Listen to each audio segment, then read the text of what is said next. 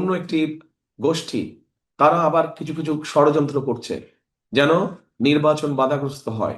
এই ব্যাপারে আপনাদের সকলকে সচেতন থাকতে হবে।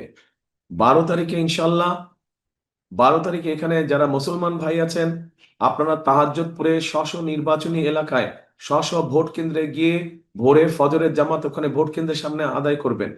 এবং যারা মুসলমান অন্য ধর্মের ভাই বোনেরা আছেন তাদেরকে সাথে নিয়ে যাবেন, যাতে করে সকাল সকাল সবাই ভোট কেন্দ্রের সামনে লাইন দিয়ে দাঁড়াতে পারে, যাতে ভোট দিতে পারেন, আপনারা সঠিকভাবে ভোট দিতে পারেন। এবং শুধু ভোট দিলেই চলবে না, ভোট দিয়ে চলে আসলে চলবে না, ভোট দিয়ে ওখানে থাকতে হবে, যাতে করে আপনার যে ভোটটা আপনি দিলেন এই ভোটের হিসাব কড়াই গন্ডায় বুঝে আনতে হবে। সরকার গঠন করলে বিএনপি ধীরে ধীরে একটার পর একটা আমরা এলাকার মানুষের সমস্যার ইনশাল্লাহ সমাধান করব।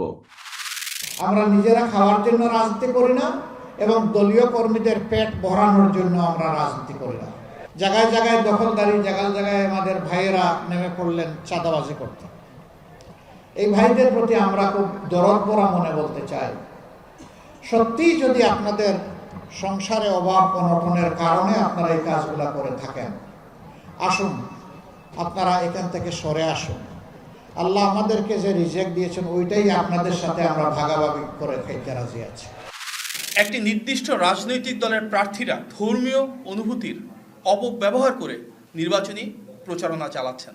সামাজিক যোগাযোগ মাধ্যমে প্রকাশিত এ ধরনের কিছু পোস্ট এবং ভিডিও আমাদের সবার নজরে এসেছে, যেখানে বলা হচ্ছে তাদের প্রতীককে জয়লাভ করানো মানে নিজের ঈমানকে জয়লাভ করানো, এবং জান ও মাল দিয়ে সেই প্রতীককে জয়লাভ করানো ঈমানের দায়িত্ব। ধর্মের অপব্যাখ্যা দিয়ে ভোট চাওয়ার এই অপপ্রয়াস অনাকাঙ্ক্ষিত। দেশের বিভিন্ন জায়গাতে তাদের উপর হামলা হচ্ছে, তাদেরকে নাজেহাল করা হচ্ছে, তাদেরকে অপদস্থ করা হচ্ছে, এবং কোনো কোনো জায়গাতে খুবই লজ্জাজনকভাবে তাদের নেকাব পরিহিত অবস্থায় থাকলে তাদের নেকাব খোলার জন্য বলা হচ্ছে। তাদের অনেকের হাত থেকে মোবাইল ছিনিয়ে নেওয়া হচ্ছে।